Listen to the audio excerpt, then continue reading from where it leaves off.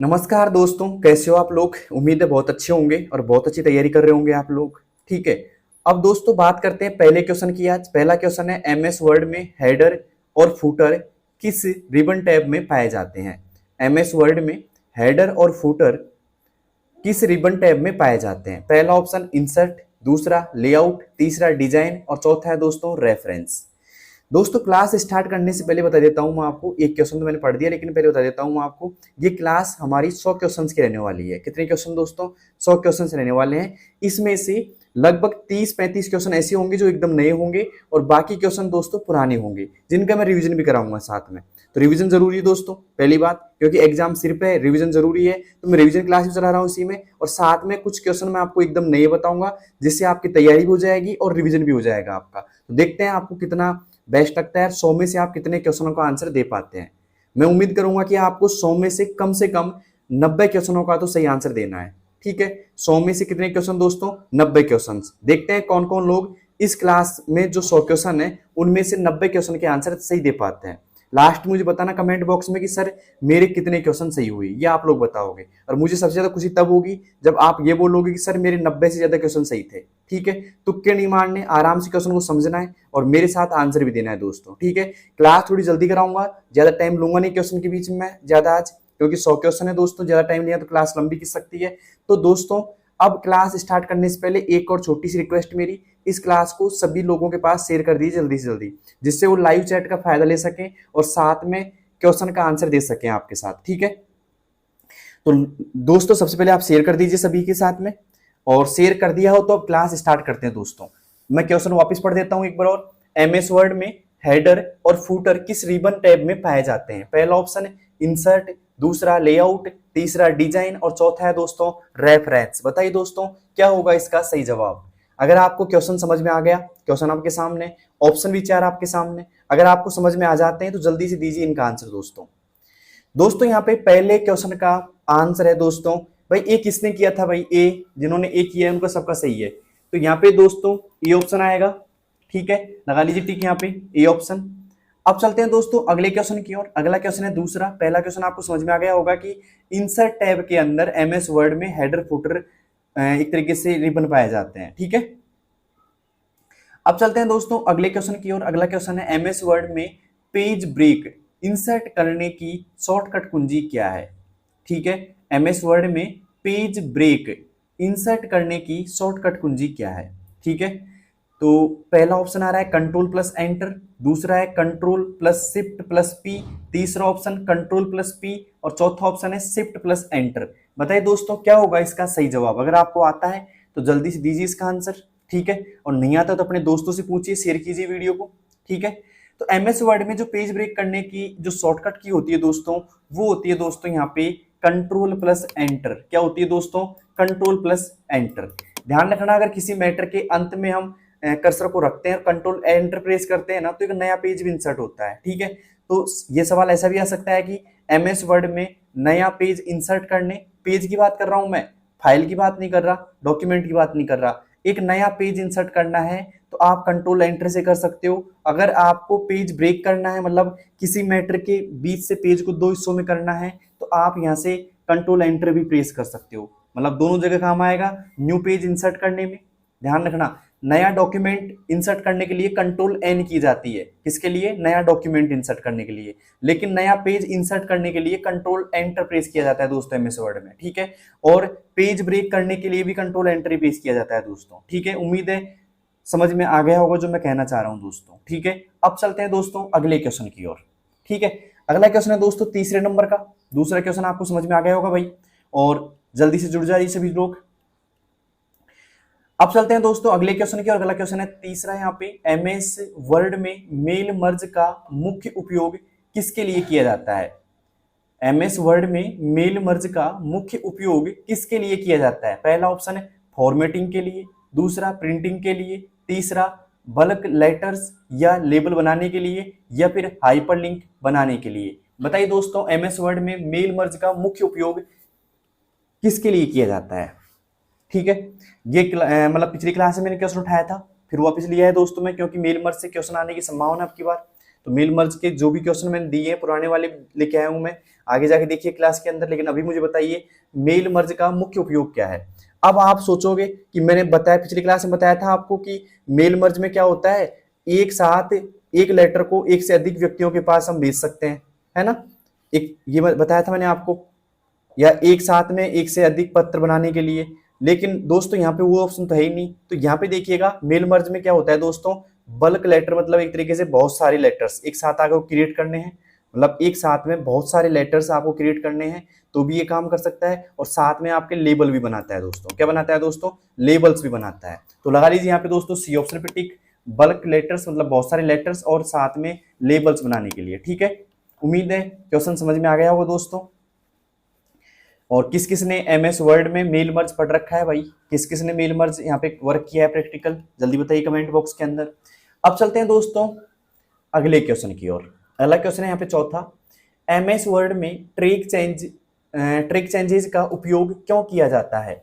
MS word में track changes का उपयोग क्यों किया जाता है। पहला, फॉन्ट बदलने के लिए, दूसरा डॉक्यूमेंट को लॉक करने के लिए, तीसरा एडिटिंग को ट्रैक करने के लिए, या फिर बैकग्राउंड कलर बदलने के लिए। बताइए दोस्तों किसके लिए किया जाता है ट्रैक चेंज का उपयोग, जल्दी बताइए दोस्तों। अगर आता है तो जल्दी बताइए, क्वेश्चन एकदम नया ही है, कोई दिक्कत नहीं है। ऑप्शन आपको मैंने बता दिया यहाँ पे सामने, फॉन्ट बदलने के लिए, डॉक्यूमेंट को लॉक करने के लिए, एडिटिंग को ट्रैक करने के लिए, या बैकग्राउंड कलर बदलने के लिए। दोस्तों एमएस वर्ड में ट्रैक चेंज का जो उपयोग किया जाता है वो किया जाता है एडिटिंग को ट्रैक करने के लिए। मतलब किसी ने कुछ एडिट किया है तो उसको ट्रैक करेगा, उसको हाईलाइट करेगा दोस्तों, कौन, ट्रैक चेंजेस। ओके, उम्मीद है चौथा क्वेश्चन आपको समझ में आ गया होगा। अब चलते हैं पांचवें क्वेश्चन की ओर, क्योंकि 100 क्वेश्चन है अपने पास इस क्लास के अंदर और उम्मीद है कि 100 क्वेश्चन आप एक साथ ही देख लोगे सारे के सारे। तो एमएस वर्ड में किसी डॉक्यूमेंट में टेबल इंसर्ट करने के लिए कौन सा टैब उपयोग होता है या प्रयोग होता है। एमएस वर्ड में किसी डॉक्यूमेंट में टेबल इंसर्ट करने के लिए कौन सा टैब प्रयोग होता है, मतलब कौन से टैब में जाकर के आप टेबल इंसर्ट कर सकते हो। पहला ऑप्शन होम टैब, दूसरा इंसर्ट टैब, तीसरा डिजाइन टैब और चौथा है दोस्तों व्यू टैब। बताइए दोस्तों कौन सा टैब होगा उपयोग यहाँ पे। तो एमएस वर्ड में जो बात करें दोस्तों तो जल्दी बता दीजिए आप ही, क्योंकि उम्मीद है आप भी क्वेश्चन का आंसर सही दोगे, मुझे ये उम्मीद है आपसे। तो उम्मीद मत तोड़िए भाई, जल्दी से दीजिए आंसर इसका क्या होगा। दोस्तों एमएस वर्ड में अगर डॉक्यूमेंट के अंदर हमें टेबल इंसर्ट करनी है ना तो हम प्रयोग करेंगे दोस्तों बी ऑप्शन का, यानी कि इंसर्ट टैब का। किसका दोस्तों, इंसर्ट टैब का। किस किस का सही था भाई, इंसर्ट टैब। ठीक है, कुछ लोग तो बस बी कमेंट करेंगे, बी सी ऐसे मत कीजिए, साफ लिखिए पांचवे में क्या आएगा। ठीक है, और तुक्के मत फेंकिए दोस्तों, तुक्के फेंकने से क्लास मजाक लगेगी आपको और प्रॉपर आप सीख नहीं पाओगे दोस्तों। ठीक है, या तो आप कमेंट ही मत कीजिए, कमेंट कर रहे हो तो आराम से सोच समझ के कमेंट कीजिए, जिससे आपको क्वेश्चन अच्छे से समझ में आएगा और माइंड में एकदम क्लियर बैठ जाएगा क्वेश्चन दोस्तों। ठीक है, अब चलते हैं दोस्तों अगले क्वेश्चन की ओर। अगला क्वेश्चन है दोस्तों यहाँ पे, लेकिन क्वेश्चन से पहले मैं आपको बता देता हूं दोस्तों, मैंने यहाँ पे 2 क्लास अपलोड कर रखी हैं अब तक। ठीक है, एक तो अभी मैराथन दी है, इससे पहले मैंने 2 मैराथन दे रखी थी जिन पे लगभग 50,000 व्यूज आ रहे हैं दोस्तों। तो ये दोनों मैराथन ध्यान से देखिएगा, इसमें लिख रखा है मैंने 3 और 24 अगस्त मास्टर तैयारी, साथ में लिख रखा है कि अति महत्वपूर्ण प्रश्न, और नीचे लिखो कि सुनो इस मैराथन क्लास में 35 सवाल हुबहू मिलेंगे। एक तो ये क्लास है मेरी, और दूसरी क्लास है दोस्तों यहाँ पे एक ही क्लास में पूरा RSCIT, साथ में लिख रखा है मैराथन क्लास, फिर लिख रखा है कि last chance to crack RSCIT exam final revision. तो ये क्लास आप देख लीजिए मैंने डाल रखी है, और ये क्लास मैंने सिलेबस के आधार पर बना रखी है दोस्तों पूरी मैराथन। ठीक है, तो मैं चाहता हूं कि आप एग्जाम से पहले इन दोनों क्लास को आसानी से देख लो एक बार। ठीक है, लगभग 1 घंटे और 9 मिनट के समथिंग की दोनों क्लास हैं। ठीक है, मतलब दोनों क्लास मिलकर के 1 घंटा 9 मिनट, 1 घंटा 9 मिनट है। दोनों क्लास को देखो एक बार, दोनों क्लास अगर आप देख लेते हो तो मैं डेफिनेटली कह सकता हूं कि बहुत कुछ सीखने को मिलेगा दोनों क्लास से, और आपको थोड़ा सा डर कम हो जाएगा RSCIT को लेकर के। ठीक है, दोनों क्लास अभी जो क्लास ये क्लास फिनिश हो जाए ना उसके बाद जाना है आपको और दोनों क्लास देखना है दोस्तों। ठीक है, महत्वपूर्ण क्लास है दोनों की दोनों। मैं लिंक डाल दूंगा कमेंट बॉक्स में, यह लिंक डाल दूंगा मैं दोस्तों डिस्क्रिप्शन पे। ठीक है, दोनों जगह डाल दूंगा लिंक में, आप जाना आराम से चेक करना, या खुद भी आप देख सकते हो दोस्तों। ओके, मेरी बात समझ में आई होगी। थंबनेल देख लीजिए आराम से, यही थंबनेल होने चाहिए, और यहाँ पे जाकर क्लास देख लो आराम से। दोनों क्लास बहुत महत्वपूर्ण है, बार बार कह रहा हूं मैं, क्योंकि एग्जाम की दृष्टि से बहुत महत्वपूर्ण है। दोनों क्लास अगर आप देख लेते हो तो एक आपका डर खत्म हो जाएगा RSCIT को लेकर के, क्वेश्चंस को लेकर के। ठीक है, मैंने चैप्टर वाइज यहाँ पे दोनों में डिवाइड कर रखा है मैराथन क्लास।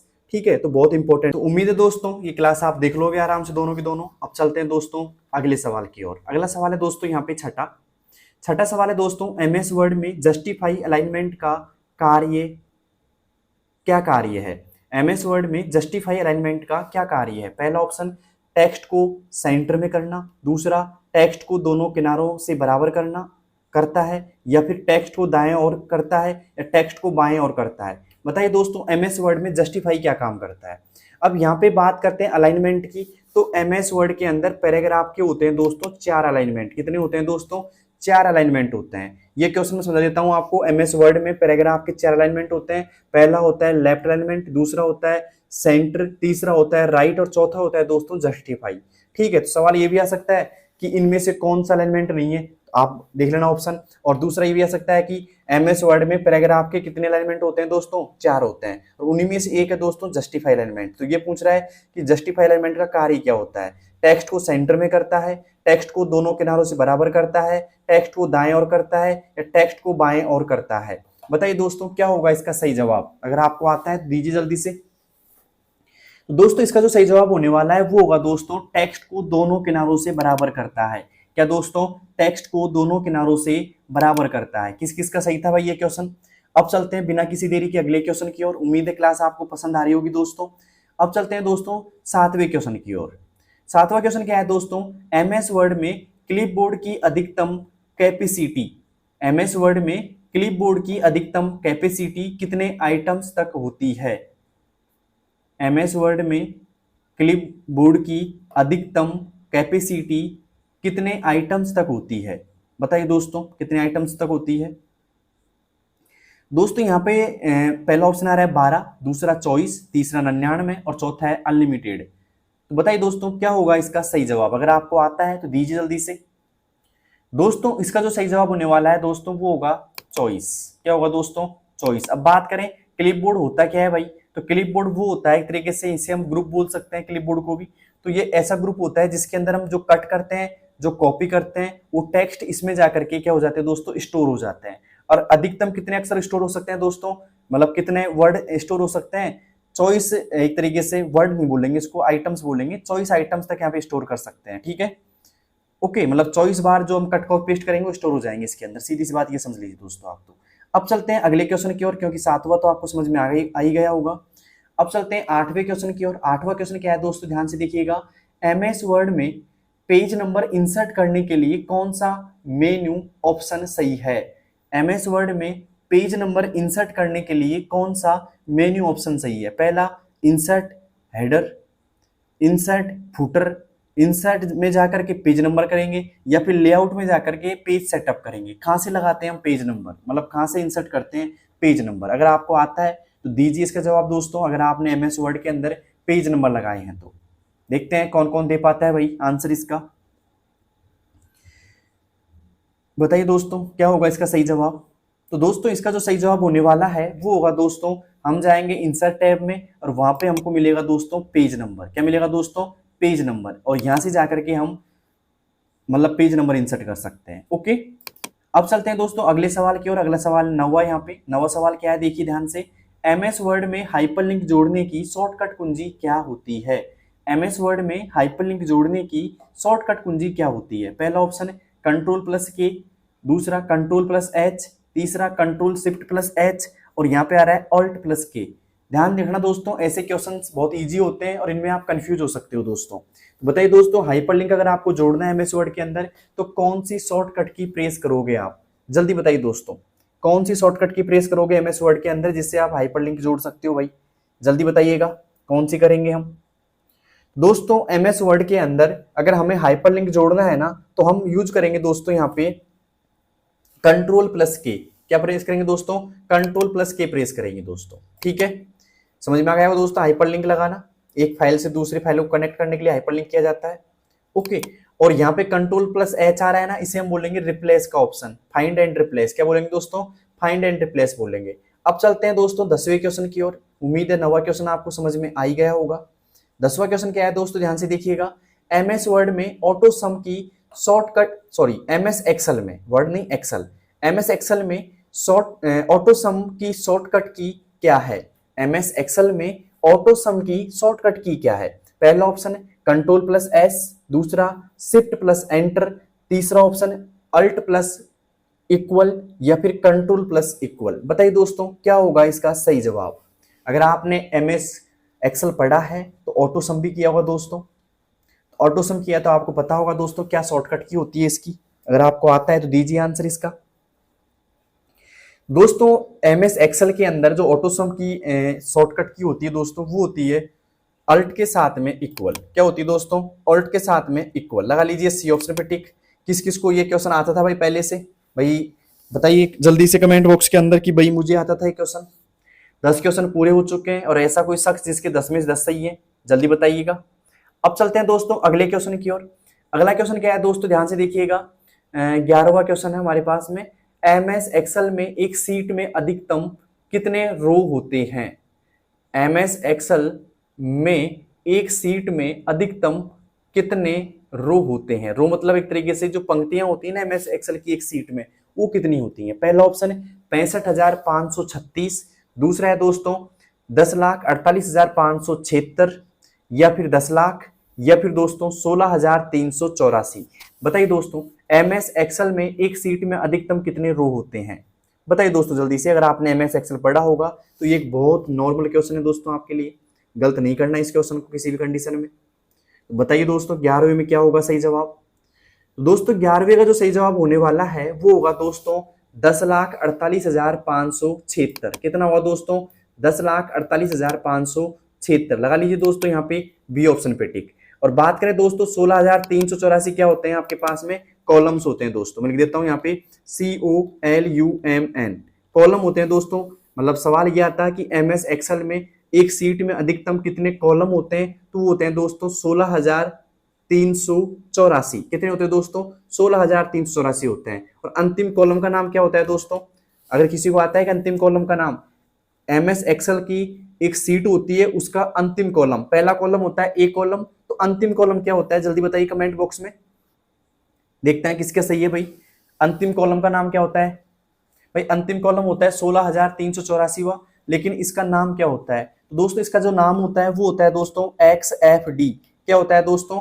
XFD होता है। ध्यान रखना कितने कॉलम होते हैं? 16,384। और अंतिम कॉलम का जो नाम होता है वो होता है दोस्तों XFD। क्या होता है दोस्तों?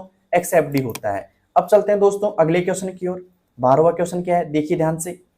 12वां क्वेश्चन क्या है दोस्तों? एमएस एक्सेल में ग्राफ या चार्ट इंसर्ट करने के लिए कौन सा टैब प्रयोग होता है?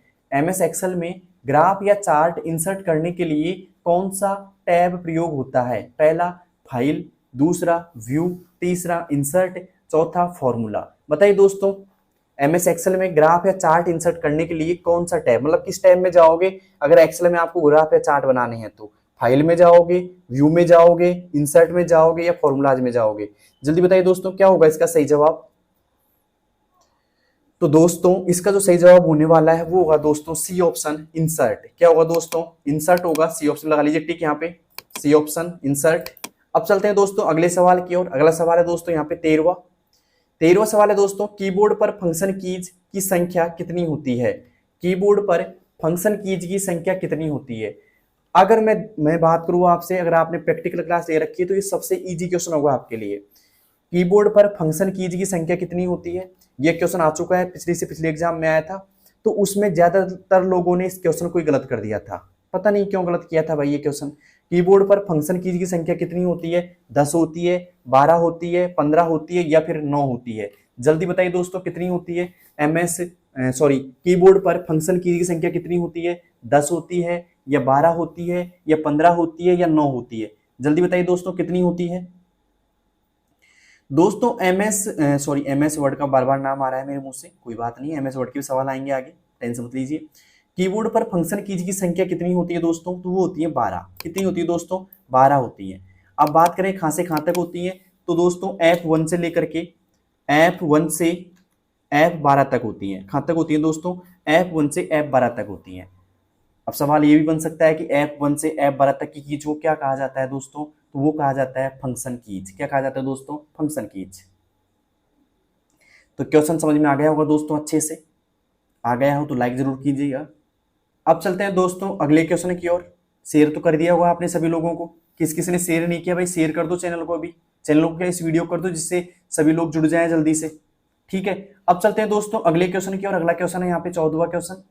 देखिए क्या है, कंट्रोल शिफ्ट और अल्ट कीज किस प्रकार की कीज हैं? कंट्रोल शिफ्ट अल्ट कीज किस प्रकार की कीज है, एक तरीके से बताइए। नेविगेशन कीज है, फंक्शन कीज है, मॉडिफायर कीज है, या फिर अल्फा न्यूमेरिक कीज है? बताइए दोस्तों कौन से प्रकार की कीज है ये? कंट्रोल शिफ्ट और अल्ट किस प्रकार की कीज है?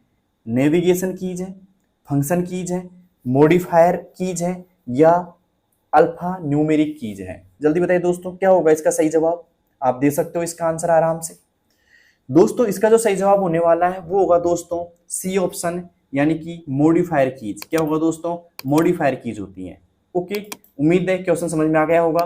फंक्शन कीज मैंने बताया था अभी बार कि कितनी होती है, 12 होती है, F1 से लेकर के F12 तक। अब चलते हैं दोस्तों अगले क्वेश्चन की ओर। अगला क्वेश्चन है यहाँ पे 15वां।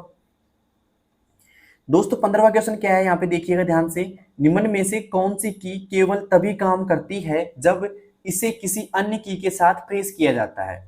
निम्न में से कौन सी की केवल तभी काम करती है जब इसे किसी अन्य की के साथ प्रेस किया जाता है? पहला एंटर, दूसरा शिफ्ट, तीसरा स्पेस बार और चौथा टैब।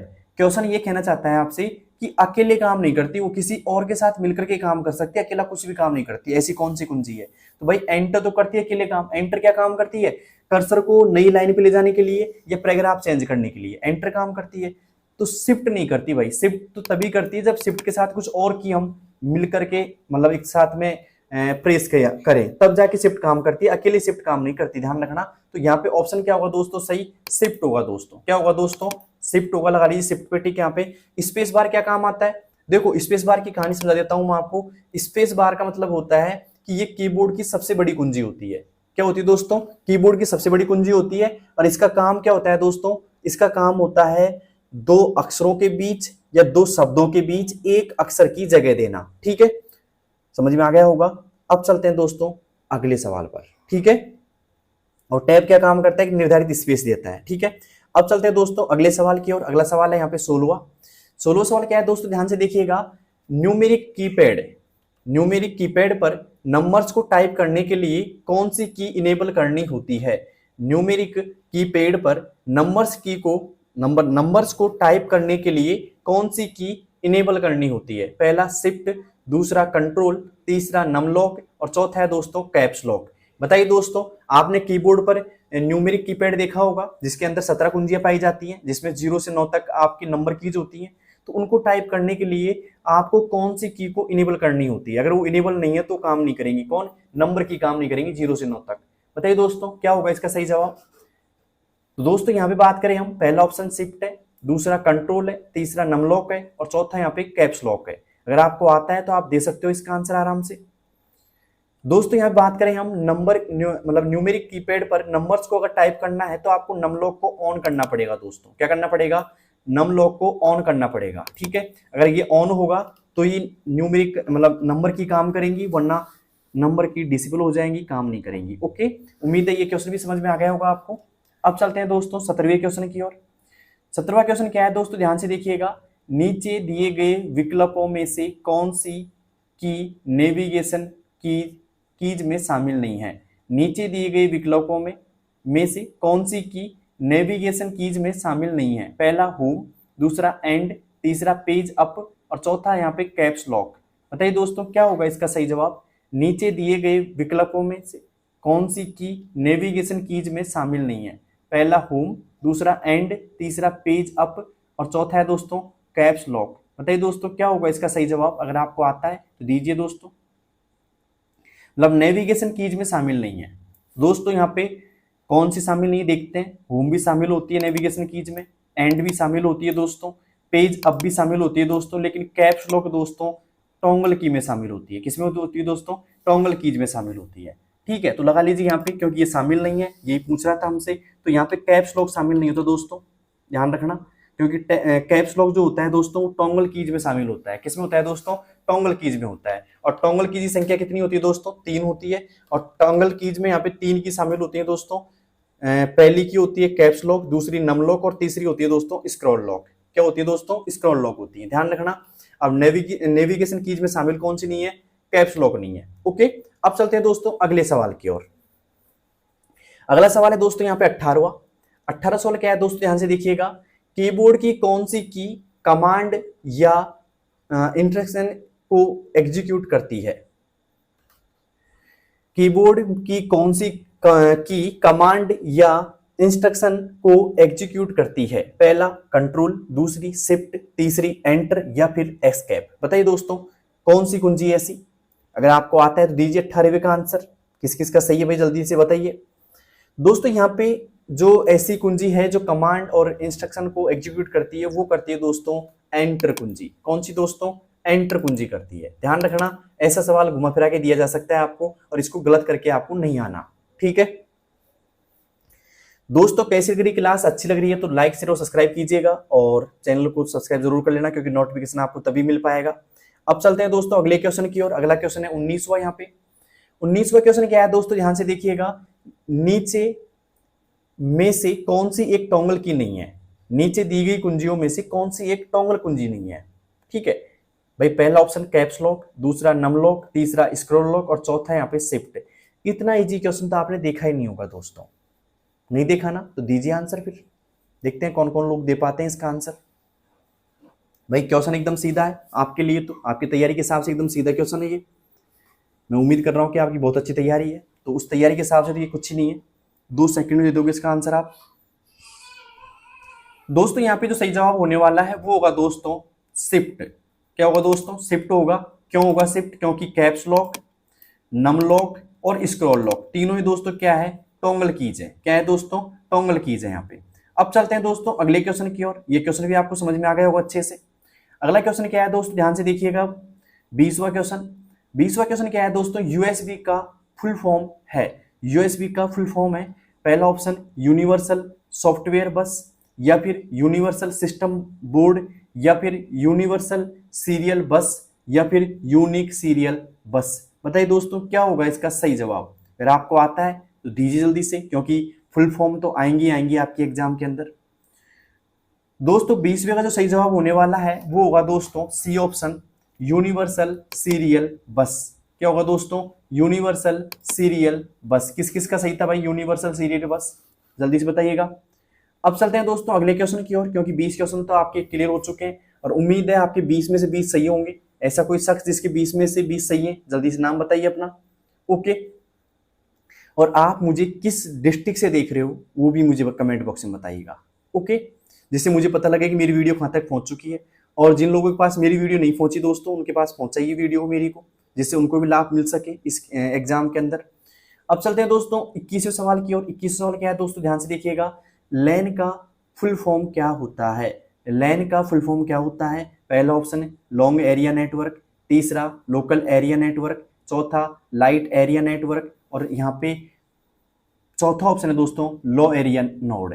बताइए दोस्तों क्या होगा इसका सही जवाब? Long area network, local area network या लाइट एरिया नेटवर्क या लो एरिया नोड। बताइए दोस्तों क्या होगा इसका सही जवाब? अगर आपको आता है तो दीजिए जल्दी से।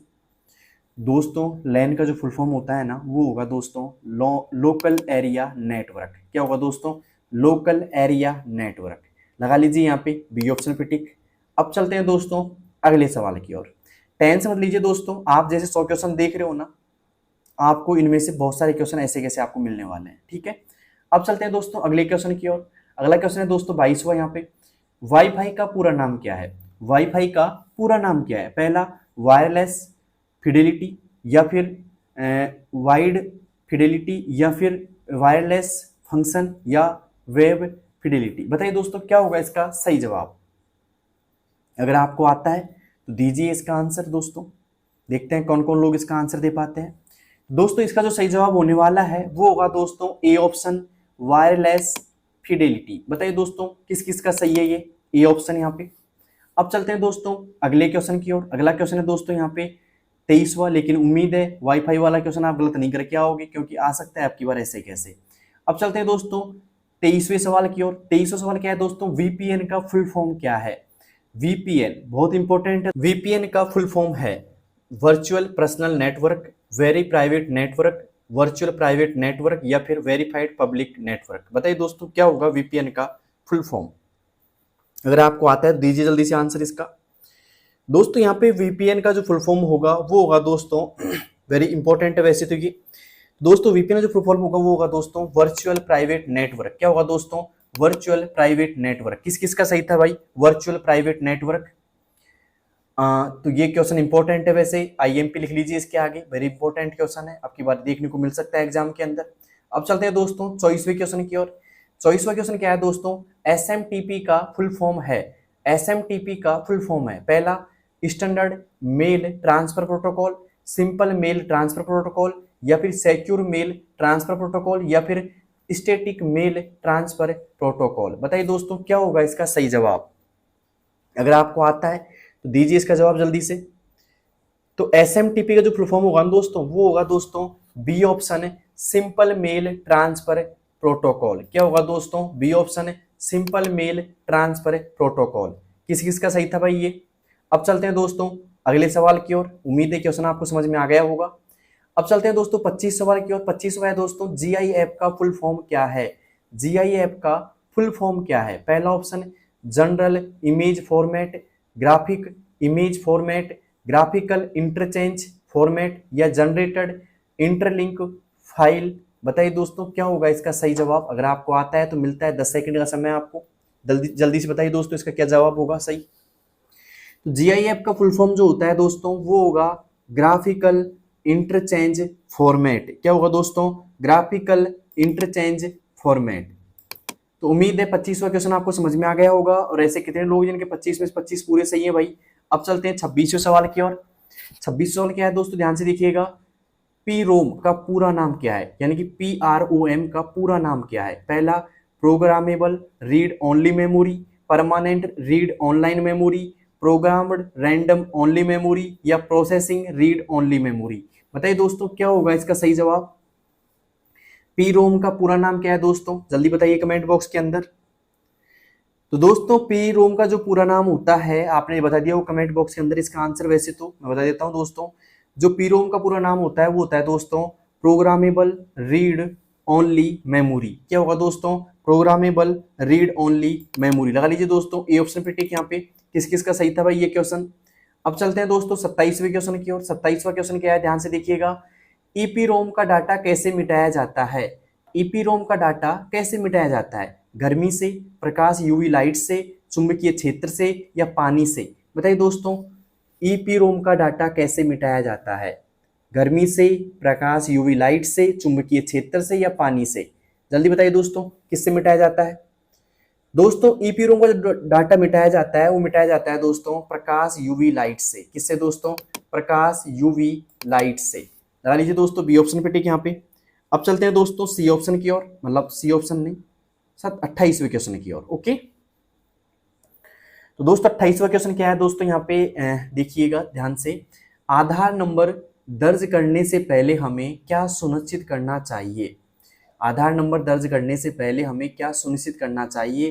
पहला ऑप्शन वेबसाइट बंद है या नहीं, दूसरा ऑप्शन वेबसाइट विदेशी है या नहीं, तीसरा ऑप्शन वेबसाइट सरकारी है या नहीं, और चौथा ऑप्शन वेबसाइट वीडियो है या नहीं। दोस्तों रिवीजन क्लास स्टार्ट हो चुकी है आपकी, और अब मुझे बताना कि अब 100 क्वेश्चनों तक आप कितने क्वेश्चन कर पाते हो, क्योंकि ये अब जो 100 क्वेश्चन आने वाले हैं ना मेरे 28 से लेके 100 तक, ये रिवीजन क्लास के होने वाले हैं। और इस क्लास के अंदर मैं आपका ये जानना चाहता हूँ कि आपका माइंडसेट कितना है, कि आपने मेरे पुराने जो क्वेश्चन मैंने दिए थे वो आपको याद है या नहीं है, ये मैं देखना चाहता हूँ। तो जल्दी से रिवीजन कर लेते हैं, और मैं क्विक रिवीजन कराऊंगा। एक क्वेश्चन के अंदर सिर्फ 1 मिनट लगेगा। ओके, आपको आंसर पता लग जाएगा। ठीक है, तो आधार नंबर दर्ज करने से पहले हमें क्या सुनिश्चित करना चाहिए दोस्तों? वेबसाइट बंद है या नहीं, वेबसाइट विदेशी है या नहीं, वेबसाइट सरकारी है या नहीं, या वेबसाइट पर वीडियो है या नहीं। बताइए दोस्तों क्या होगा इसका सही जवाब? दोस्तों इसका जो सही जवाब होने वाला है वो होगा दोस्तों वेबसाइट सरकारी है या नहीं। ओके, कर लोगे सुनिश्चित ये आप, सी ऑप्शन वेबसाइट सरकारी है या नहीं। अब चलते हैं दोस्तों 29वें क्वेश्चन की ओर। 29वां क्वेश्चन क्या है दोस्तों? नासा द्वारा अंतरिक्ष यान को लॉन्च करने, उन्हें नियंत्रित करने तथा अंतरिक्ष में खोज करने के लिए किस प्रकार के कंप्यूटर का इस्तेमाल किया जाता है? पहला सुपर कंप्यूटर, दूसरा मिनी कंप्यूटर, तीसरा मेन फ्रेम कंप्यूटर, और चौथा है दोस्तों माइक्रो कंप्यूटर। बताइए दोस्तों, नासा द्वारा अंतरिक्ष यान को लॉन्च करने के लिए, उन्हें नियंत्रित करने तथा अंतरिक्ष में खोज करने के लिए किस प्रकार के कंप्यूटर का इस्तेमाल किया जाता है? Super computer, mini computer, mainframe computer या माइक्रो कंप्यूटर? जल्दी बताइए दोस्तों, क्या होगा इसका सही जवाब? दोस्तों इसका जो सही जवाब होने वाला है वो होगा सुपर कंप्यूटर। करवा चुका हूं भाई, या दिमाग मत लगाइए पिछली क्लास में। तो क्या होगा दोस्तों, इसका सुपर कंप्यूटर होगा। ऐसे कितने लोग जो पहली बार क्लास देख रहे हैं, तो क्लास आराम से देखिए दोस्तों, मजा आने वाला है मेरी क्लास के अंदर और आपको ये क्वेश्चन मिलने वाले भी एग्जाम के अंदर। ओके, अब चलते हैं 30वें क्वेश्चन की ओर। 30वां क्वेश्चन क्या है दोस्तों, ध्यान से देखिएगा। मौसम की भविष्यवाणी, भूकंप की जानकारी के लिए किस कंप्यूटर का उपयोग किया जाता है? मौसम की भविष्यवाणी, भूकंप की जानकारी के लिए किस कंप्यूटर का उपयोग किया जाता है? पहला सुपर कंप्यूटर, दूसरा मेनफ्रेम कंप्यूटर, तीसरा माइक्रो कंप्यूटर और चौथा यहाँ पे है पर्सनल कंप्यूटर। अगर आपको मौसम की भविष्यवाणी चाहिए या भूकंप की जानकारी चाहिए तो आप किस कंप्यूटर का उपयोग करोगे दोस्तों? सुपर कंप्यूटर का, मेनफ्रेम कंप्यूटर का, माइक्रो या फिर पर्सनल कंप्यूटर का? जल्दी बताइए दोस्तों, क्या होगा इसका सही जवाब? दोस्तों 30वें में आएगा ए ऑप्शन। क्या आएगा दोस्तों? ए ऑप्शन आएगा। किस किस का सही है भाई? सुपर कंप्यूटर, लगा लीजिए यहाँ पे सुपर कंप्यूटर पे टिक। और मुझे बताइए 30 में से 30 किसके सही हो गए? अभी 70 क्वेश्चन बच रहे हैं दोस्तों हमारे। उम्मीद है क्लास आपको पसंद आ रही होगी। चलते हैं 31 सवाल की ओर। 31 सवाल क्या है दोस्तों, ध्यान से देखिएगा। इनमें से कौन सा वेब ब्राउजर नहीं है? इनमें से कौन सा वेब ब्राउजर नहीं है? पहला सफारी, दूसरा गूगल क्रोम, तीसरा मोजिला फायरफॉक्स और चौथा ऑप्शन है टास्क बार। बताइए दोस्तों, क्या होगा इसका सही जवाब? इनमें से कौन सा वेब ब्राउजर नहीं है? Safari, Google Chrome, Mozilla Firefox, task bar. बताइए दोस्तों, क्या होगा इसमें जो वेब ब्राउजर नहीं है? वेब ब्राउजर मतलब होता है कि एक तरीके से यहाँ पे हम वेबसाइट चला सकते हैं या इंटरनेट चला सकते हैं। दोस्तों सफारी भी यहाँ पे वेब ब्राउजर है, गूगल क्रोम भी है, मोजिला फायरफॉक्स भी है, लेकिन टास्क बार नहीं है दोस्तों। क्या नहीं है दोस्तों? Task bar. ओके, लगा लीजिए टिक टास्क बार पे। अब चलते हैं दोस्तों अगले सवाल की ओर। अगला सवाल है यहाँ पे 32वां। सबसे तेज कंप्यूटर कौन सा है? सबसे तेज कंप्यूटर कौन सा है? पहला मेनफ्रेम, दूसरा माइक्रो कंप्यूटर, तीसरा वेब ब्राउजर और चौथा है दोस्तों सुपर कंप्यूटर। सबसे तेज कंप्यूटर कौन सा है? मेनफ्रेम है, माइक्रो कंप्यूटर है, वेब ब्राउजर है या सुपर कंप्यूटर है? बताइए दोस्तों, कौन सा है जो सबसे तेज कंप्यूटर है भाई? दोस्तों सबसे तेज कंप्यूटर जो होता है ना, वो होगा दोस्तों, कौन सा होगा जल्दी बताइए? सुपर कंप्यूटर होगा दोस्तों। कौन सा होगा दोस्तों? सुपर कंप्यूटर होगा। लगा लीजिए यहाँ पे डी ऑप्शन पे टिक। सुपर कंप्यूटर सबसे तेज कंप्यूटर होता है, वैसे ध्यान रखना इस चीज का। अब चलते हैं दोस्तों 33वीं क्लास की ओर। 33वां क्या है दोस्त, ध्यान से देखिएगा। इनमें से कौन सा कंप्यूटर का बुनियादी लाभ नहीं है? इनमें से कौन सा कंप्यूटर का बुनियादी लाभ नहीं है, मतलब जो कंप्यूटर काम नहीं कर सकता या कंप्यूटर में होता ही नहीं है? स्पीड, शुद्धता, परिश्रमशीलता या निर्णय लेना? बताइए दोस्तों, क्या नहीं होता कंप्यूटर के पास में? कौन सा लाभ नहीं होता कंप्यूटर का? दोस्तों स्पीड भी होती है, शुद्धता भी होती है, परिश्रमशीलता भी होती है, लेकिन निर्णय लेना मतलब डिसीजन मेकिंग की क्षमता इसमें नहीं होती है दोस्तों। तो लगा लीजिए डी ऑप्शन पे टिक, निर्णय लेना। अब चलते हैं दोस्तों बिना किसी देरी के 34वें सवाल की ओर। 34वां क्या है दोस्तों, ध्यान से देखिएगा। एमएस वर्ड में मेल मर्ज का उपयोग किस लिए किया जाता है? एमएस वर्ड में मेल मर्ज का उपयोग किस लिए किया जाता है? पहला ऑप्शन डॉक्यूमेंट इनक्रिप्ट करने के लिए, दूसरा ऑप्शन एक ही पत्र को कई व्यक्तियों को भेजने के लिए, पेज नंबर जोड़ने के लिए या पेज बॉर्डर लगाने के लिए? दोस्तों इसका जो सही जवाब होगा वो होगा दोस्तों एक ही पत्र को कई व्यक्तियों को भेजने के लिए। अब आप बोलोगे इससे पहले भी क्वेश्चन आया था ऐसा ही, ठीक, तो आपने कुछ अलग आंसर दिया था उसका। तो भाई एमएस वर्ड में जो मेल मर्ज काम करता है वो लेबल बनाने का भी काम करता है, एक तरीके से ब्लैंक लेटर्स बनाने का काम करता है और साथ में एक ही पत्र को कई व्यक्तियों के पास भेजने के लिए भी काम आता है दोस्तों। ठीक है, तो अब चलते हैं दोस्तों अगले क्वेश्चन की ओर। ये क्वेश्चन आपको समझ में आ गया होगा दोस्तों। अगला क्वेश्चन है यहाँ पे 35वां। एमएस वर्ड में फाइल को पीडीएफ में सेव कैसे किया जाता है? एमएस वर्ड में फाइल को पीडीएफ में सेव कैसे किया जाता है? Ctrl+PK यानी कि प्रिंट के द्वारा, सेव एज में जाकर के पीडीएफ चुनकर, या फिर प्रिंट स्क्रीन दबा करके, या इंसर्ट टैब में जाकर के?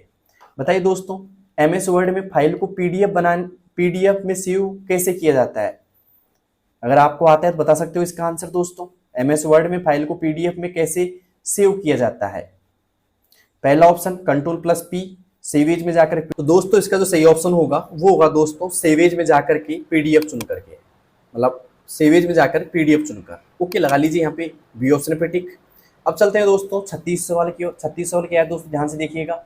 एमएस वर्ड में किसी शब्द की वर्तनी और व्याकरण की जांच किस कुंजी से की जाती है?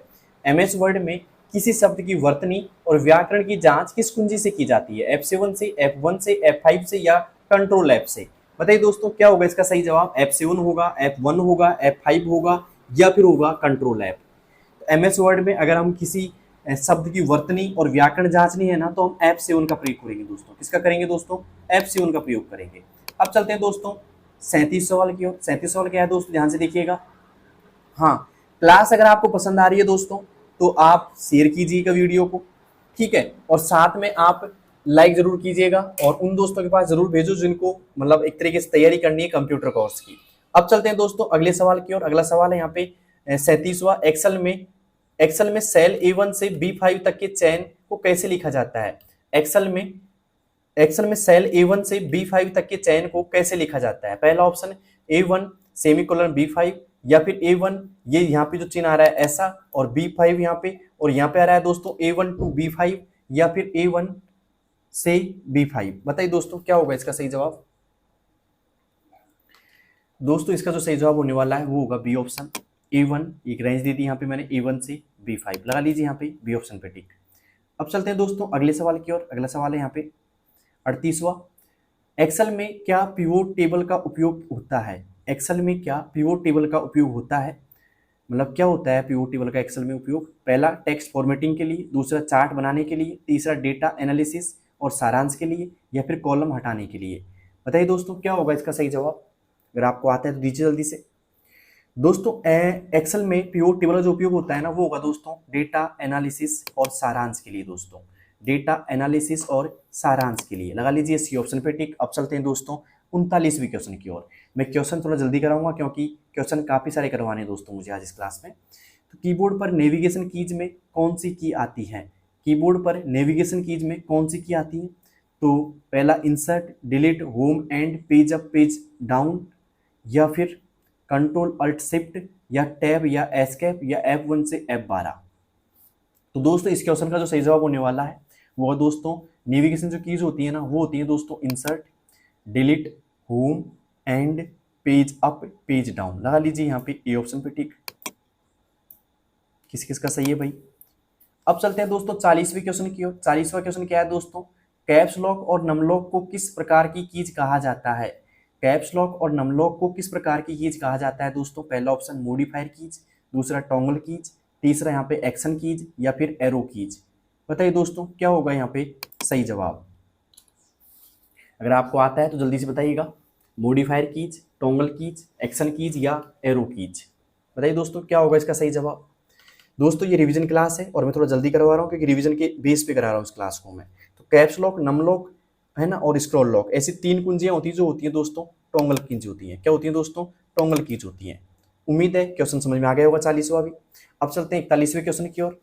41वां क्वेश्चन है दोस्तों सीडी को फाइल कॉपी करने की प्रक्रिया, सीडी को फाइल कॉपी करने की प्रक्रिया यानी कि प्रोसेस क्या कहलाती है दोस्तों?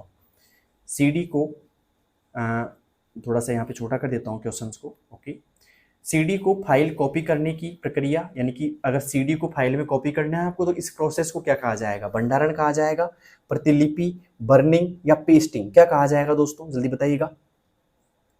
दोस्तों सीडी को फाइल में कॉपी करने की प्रक्रिया कहलाती है दोस्तों बर्निंग। क्या कहलाती है दोस्तों?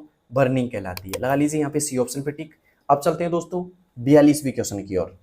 42वां क्वेश्चन क्या है दोस्तों? ध्यान से देखिएगा। डेजी व्हील प्रिंटर एक प्रकार है, डेजी व्हील प्रिंटर का एक प्रकार है। पहला मैट्रिक्स प्रिंटर, दूसरा इंपैक्ट प्रिंटर, तीसरा लेजर प्रिंटर या फिर मैन्युअल प्रिंटर? बताइए दोस्तों क्या होगा इसका सही जवाब? दोस्तों डेजी व्हील प्रिंटर का एक प्रकार है। जल्दी बताइए दोस्तों कौन सा प्रकार है? तो डेजी व्हील प्रिंटर का जो एक प्रकार है दोस्तों वो है दोस्तों इंपैक्ट प्रिंटर। क्या होगा दोस्तों? इंपैक्ट प्रिंटर होगा। लगा लीजिए यहाँ पे बी ऑप्शन पे टिक। उम्मीद है यहाँ तक क्लास समझ में आ रही होगी दोस्तों आपको। अब चलते हैं दोस्तों 43वें क्वेश्चन की ओर। 43वां क्वेश्चन क्या है दोस्तों? ध्यान से देखिएगा। निम्न में से कौन सी मेमोरी प्रति सेकंड कई बार रिफ्रेश होती है? निम्न में से कौन सी मेमोरी प्रति सेकंड कई बार रिफ्रेश होती है? पहला स्टैटिक रैम, दूसरा डायनामिक रैम या ईपीरोम या रोम? बताइए दोस्तों क्या होगा इसका सही जवाब? निम्न में से कौन सी मेमोरी प्रति सेकंड कई बार क्या होती है दोस्तों? रिफ्रेश होती है। Static RAM, dynamic RAM, EPROM या फिर रोम? बताइए जल्दी जल्दी से दोस्तों, क्या होगा इसका सही जवाब? दोस्तों इसका जो सही जवाब होने वाला है वो होगा दोस्तों डायनामिक रैम। क्या होगा दोस्तों? डायनामिक रैम होगा। लगा लीजिए यहाँ पे बी ऑप्शन पे टिक, डायनामिक रैम। अब चलते हैं दोस्तों अगले क्वेश्चन की ओर। अगला क्वेश्चन है यहाँ पे 44वां। कंप्यूटर के साथ संयोजन यानी कि कंजक्शन में प्रयुक्त कौन सा printer toner dry ink powder का उपयोग करता है? डेजी व्हील प्रिंटर करता है, लाइन प्रिंटर करता है, लेजर प्रिंटर करता है या थर्मल प्रिंटर करता है? क्वेश्चन आपके सामने, ढंग से पढ़ लीजिए एक बार इसको। अब की बार इंपॉर्टेंट हो सकता है एग्जाम के लिए, और ऐसे कैसे मिल सकता है दोस्तों आपको? बताइए दोस्तों क्या होगा इसका सही जवाब? दोस्तों इसका जो सही जवाब होने वाला है वो होगा दोस्तों लेजर प्रिंटर। क्या होगा दोस्तों? लेजर प्रिंटर होगा। लगा लीजिए यहाँ पे सी ऑप्शन पे टिक, लेजर प्रिंटर। ओके, अब चलते हैं दोस्तों अगले क्वेश्चन की ओर। अगला क्वेश्चन है यहाँ पे 45वां। आपके कंप्यूटर में कॉन्फ़िगरेशन से क्या मतलब है? आपके कंप्यूटर में कॉन्फ़िगरेशन से क्या मतलब है? पहला ऑप्शन प्रोसेसर विनिर्देश, मेमोरी क्षमता, हार्ड डिस्क विनिर्देश या फिर उपरोक्त सभी? बताइए दोस्तों क्या होगा इसका सही जवाब? 45वां में क्या होगा सही जवाब दोस्तों?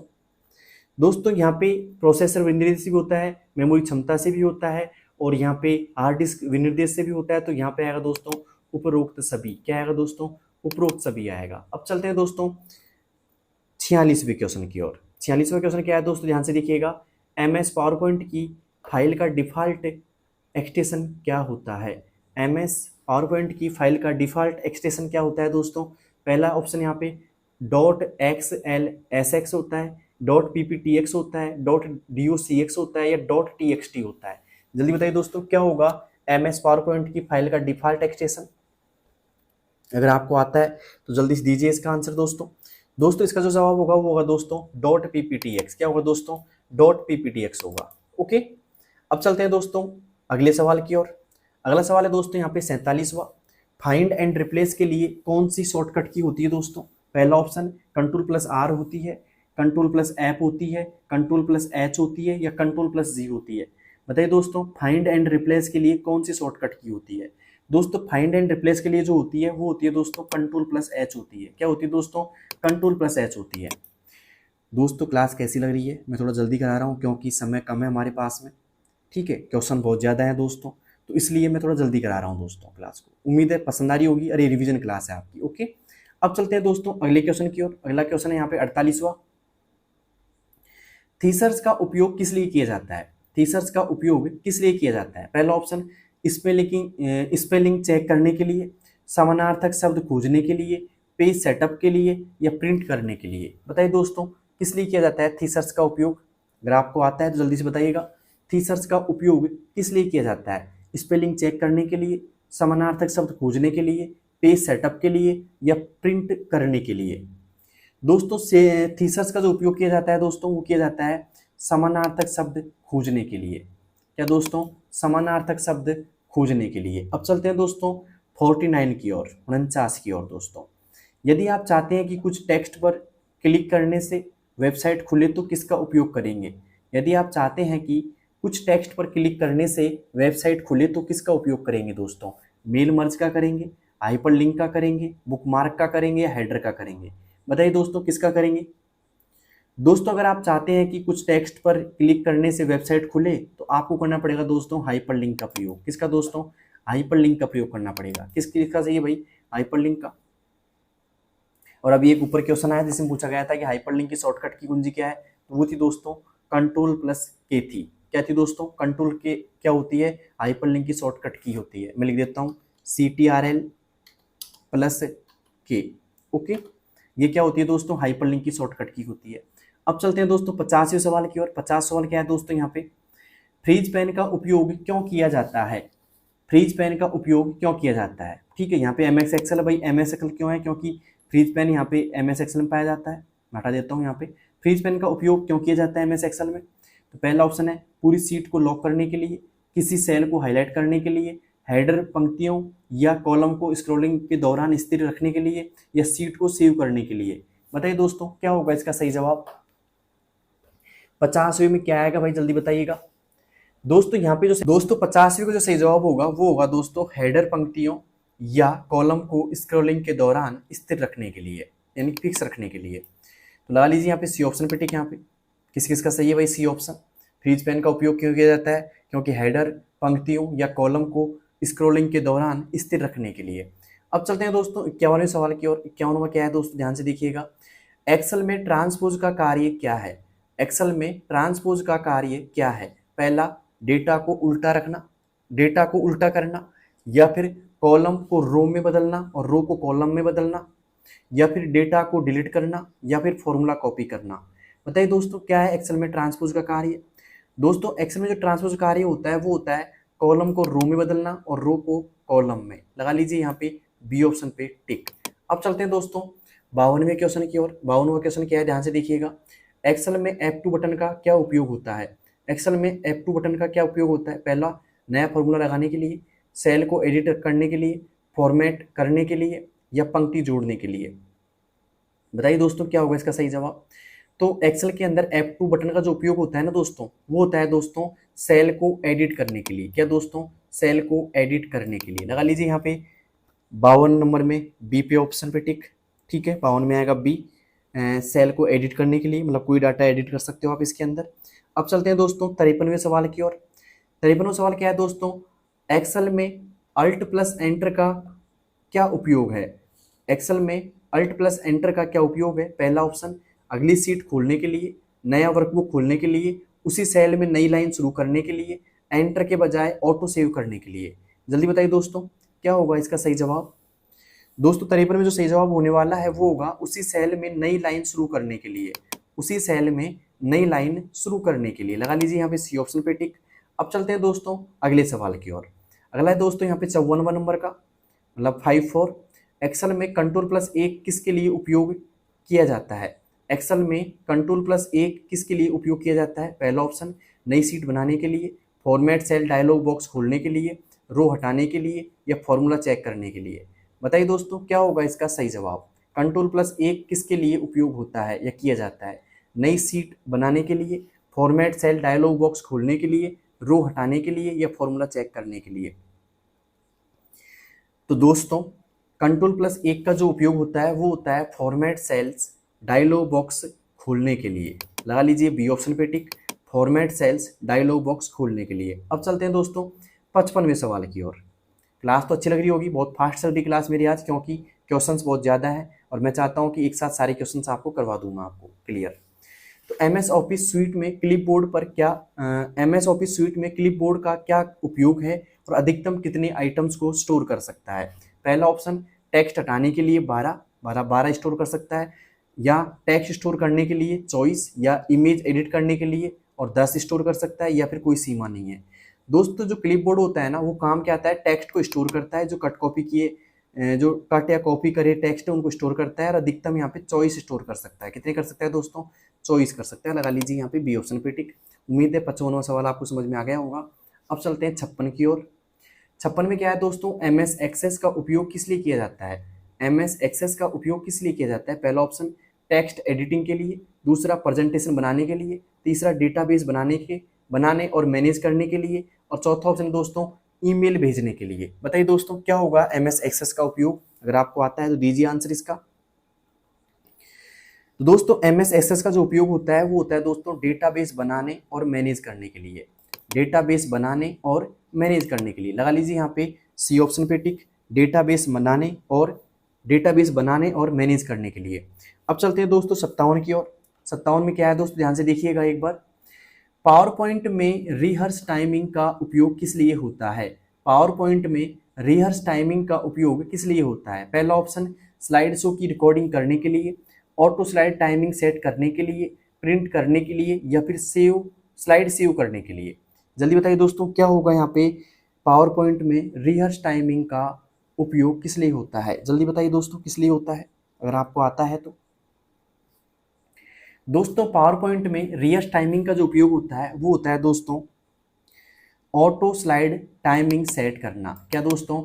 ऑटो स्लाइड टाइमिंग सेट करना। अब चलते हैं दोस्तों 58वें सवाल की ओर।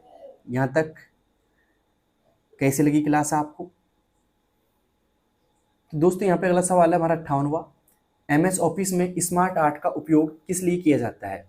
एमएस ऑफिस में स्मार्ट आर्ट का उपयोग किस लिए किया जाता है? पहला ऑप्शन, डॉक्यूमेंट प्रिंट करने के लिए, आरेखात्मक जानकारी दिखाने के लिए, या वाटरमार्क जोड़ने के लिए, या वर्ड कोडिंग करने के लिए। बताइए दोस्तों एमएस ऑफिस में स्मार्ट आर्ट का उपयोग किस लिए किया जाता है? दोस्तों एमएस ऑफिस में स्मार्ट आर्ट का जो उपयोग किया जाता है वो किया जाता है दोस्तों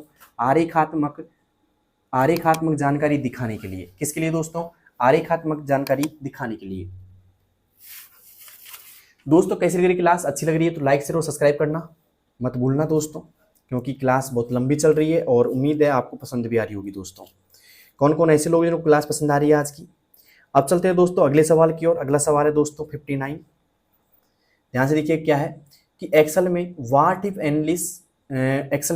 एनालाइज के अंतर्गत कौन से टूल आते हैं? पहला ऑप्शन गोल सिक, डाटा टेबल, सिनेरियो मैनेजर, या फ्रीज पेन, फिल्टर सॉर्ट, या फिर सम, एवरेज, काउंट, या फिर टेबल चार्ट ग्राफ। बताइए दोस्तों क्या ऑप्शन इसका सही होगा?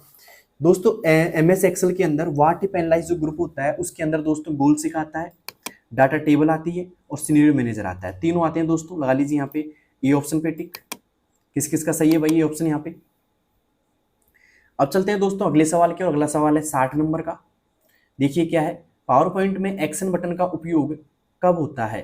पावर पॉइंट में एक्शन बटन का उपयोग कब होता है? पहला ऑप्शन टेबल बनाने के लिए, वीडियो जोड़ने के लिए, क्लिक पर विशेष कार्य करने के लिए, या स्लाइड हटाने के लिए। बताइए दोस्तों क्या होगा इसका सही जवाब? अगर आपको आता है तो दीजिए जल्दी से आंसर इसका। पावर पॉइंट में एक्शन बटन का उपयोग कब होता है? टेबल बनाने के लिए, वीडियो जोड़ने के लिए, क्लिक पर विशेष कार्य करने के लिए, या स्लाइड हटाने के लिए। बताइए दोस्तों क्या होगा इसका सही जवाब? दोस्तों इसका जो सही जवाब होगा वो होगा दोस्तों क्लिक पर विशेष कार्य करने के लिए। क्या दोस्तों? क्लिक पर विशेष कार्य करने के लिए। अब चलते हैं दोस्तों अगले सवाल की ओर। अगला सवाल है यहाँ पे 61वां। 61वां क्या है दोस्तों? वेब ब्राउजर का कौन सा कार्य नहीं है? वेब ब्राउजर का कौन सा कार्य नहीं है? पहला वेबसाइट खोलना, दूसरा इंटरनेट कनेक्शन देना, तीसरा यूआरएल को प्रोसेस करना, चौथा वेब पेज प्रदर्शित करना। बताइए दोस्तों वेब ब्राउजर का कौन सा कार्य नहीं है? वेबसाइट खोलना नहीं है, इंटरनेट कनेक्शन देना नहीं है, यूआरएल को प्रोसेस करना, या फिर वेब पेज प्रदर्शित करना। बताइए दोस्तों क्या होगा इसका सही जवाब? दोस्तों इसका जो सही जवाब होगा वो होगा इंटरनेट कनेक्शन देना। क्या होगा दोस्तों? इंटरनेट कनेक्शन देना। लगा लीजिए दोस्तों यहाँ पे बी ऑप्शन पे टिक, इंटरनेट कनेक्शन देना। अब चलते हैं दोस्तों 62वें सवाल की ओर। यूआरएल का पूर्ण रूप क्या है? यूआरएल का पूर्ण रूप क्या है? पहला यूनिफॉर्म रिसोर्स लोकेटर, दूसरा यूनिक रिसोर्स लिंक, तीसरा यूनिफॉर्म रजिस्टर्ड लिंक, या यूनाइटेड रिसोर्स लोकेटर। बताइए दोस्तों क्या होगा इसका सही जवाब? यूआरएल का पूर्ण रूप क्या है? Uniform resource locator, unique resource link, uniform registered link, या फिर यूनाइटेड रिसोर्स लोकेटर। बताइए दोस्तों इंपॉर्टेंट हो सकता है आपकी बार ये सवाल। दोस्तों यहाँ पे जो सही जवाब होगा वो होगा यूनिफॉर्म रिसोर्स लोकेटर। क्या होगा दोस्तों? Uniform resource locator. किस किस का सही है भाई ये सवाल? Uniform resource locator. अब चलते हैं दोस्तों अगले सवाल की ओर। अगला सवाल है यहाँ पे ध्यान से देखिएगा 63वां। ईमेल भेजने के लिए कौन सा प्रोटोकॉल उपयोग किया जाता है? ईमेल भेजने के लिए कौन सा प्रोटोकॉल उपयोग किया जाता है? पहला HTTP, दूसरा SMTP, या फिर FTP, या फिर WWW। बताइए दोस्तों ईमेल भेजने के लिए कौन सा प्रोटोकॉल उपयोग किया जाता है? दोस्तों ईमेल भेजने के लिए जो प्रोटोकॉल उपयोग किया जाता है उसका नाम होता है दोस्तों SMTP। क्या दोस्तों? SMTP होता है। लगा लीजिए यहाँ पे बी ऑप्शन पे टिक, SMTP।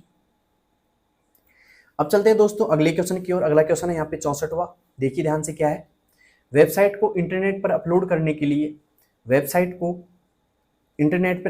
के लिए किस प्रोटोकॉल का उपयोग किया जाता है? पहला FTP, दूसरा POP3, तीसरा HTTP, या SMTP। बताइए दोस्तों क्या होगा इसका सही जवाब? अगर आपको आता है तो दीजिए जल्दी से। दोस्तों 64वें में जो सही आंसर होगा वो होगा दोस्तों FTP। क्या होगा दोस्तों? FTP होगा। लगा लीजिए यहाँ पे ई ऑप्शन पे टिक, FTP। अब चलते हैं दोस्तों 65 की ओर। 65 में क्या है ध्यान से देखिएगा दोस्तों। गूगल, याहू, बिंग किस प्रकार की वेबसाइटें हैं? गूगल, याहू, बिंग किस प्रकार की वेबसाइटें हैं? पहला ऑप्शन बात करें यहाँ पे e commerce, search engine, social media, या सरकारी। बताइए दोस्तों क्या होगा इसका सही ऑप्शन? कि गूगल, याहू, बिंग किस प्रकार की वेबसाइटें हैं, e commerce, search engine, social media या सरकारी। दोस्तों गूगल, याहू और बिंग जो वेबसाइट है दोस्तों, वो है दोस्तों सर्च इंजन। क्या है दोस्तों? सर्च इंजन है। लगा लीजिए यहाँ पे बी ऑप्शन पे टिक, सर्च इंजन, क्योंकि यहाँ से हम सर्च कर सकते हैं कुछ भी।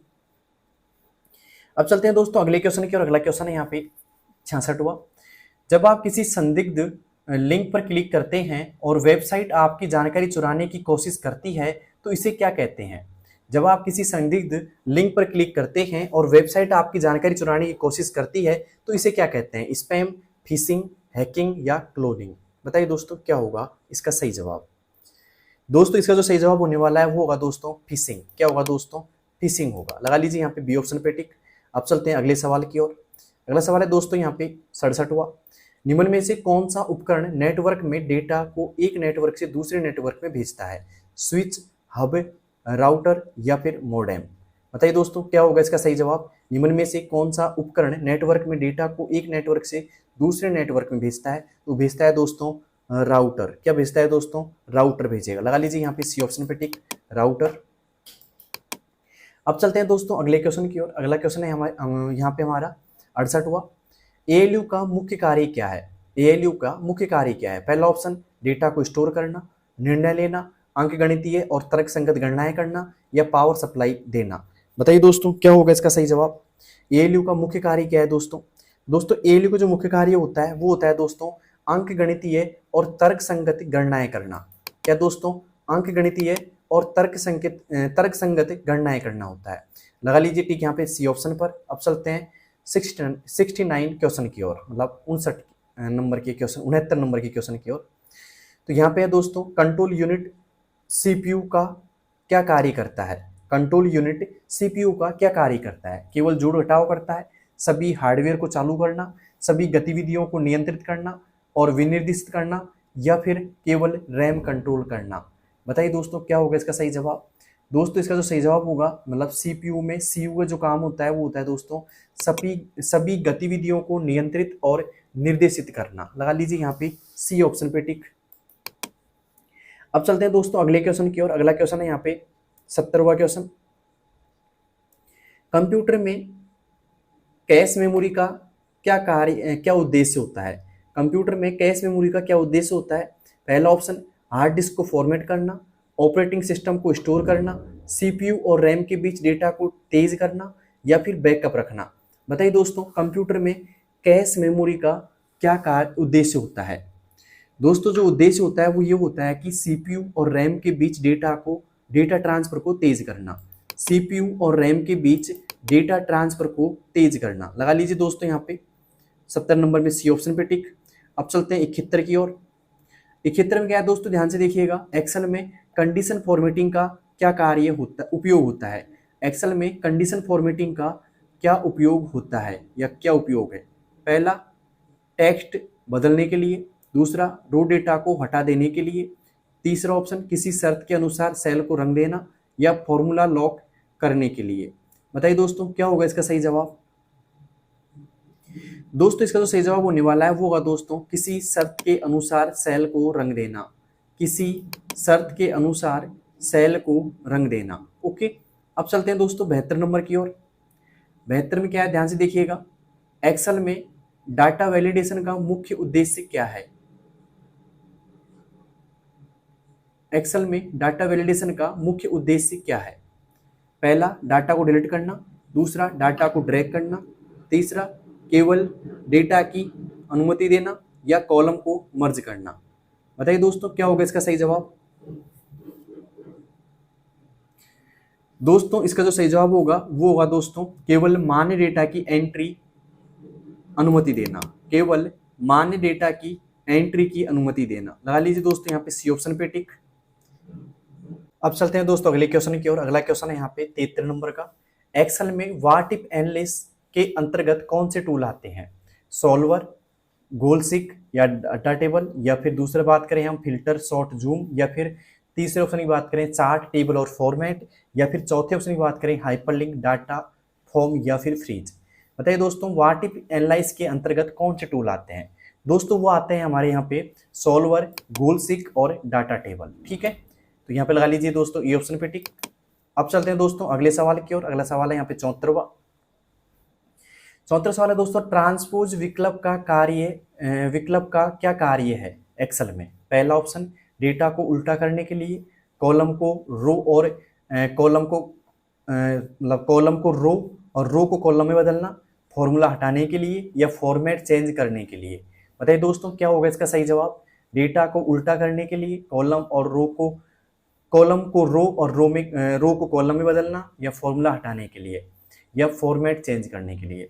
दोस्तों ट्रांसपोज का जो उपयोग होता है वो होता है दोस्तों कॉलम को रो में और रो को कॉलम में बदलना। ठीक है, लगा लीजिए यहाँ पे बी ऑप्शन पे टिक। अब चलते हैं दोस्तों अगले क्वेश्चन की ओर। अगला क्वेश्चन है यहाँ पे 75वां क्वेश्चन है दोस्तों, कंप्यूटर की गति किस में मापी जाती है।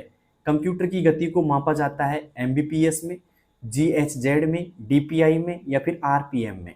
दोस्तों कंप्यूटर की जो गति को मापा जाता है वो मापा जाता है दोस्तों जीएचजेड में। किसमें दोस्तों, गीगाहर्ट्ज में। ठीक है, जीएचजेड। अब चलते हैं दोस्तों अगले क्वेश्चन की ओर। अगला क्वेश्चन है यहाँ पे 76वां क्वेश्चन दोस्तों क्या है कि एमआईसीआर तकनीक का उपयोग किस क्षेत्र में किया जाता है। एमआईसीआर तकनीक का उपयोग किस क्षेत्र में किया जाता है। ऑनलाइन शॉपिंग में, बैंकों में चेक पहचानने के लिए, स्कूलों में उपस्थिति दर्ज करने के लिए या भाषण पहचानने के लिए। बताइए दोस्तों किस लिए किया जाता है, कहाँ पे किया जाता है इसका उपयोग। दोस्तों इसका जो उपयोग किया जाता है वो किया जाता है दोस्तों बैंकों में चेक पहचानने के लिए।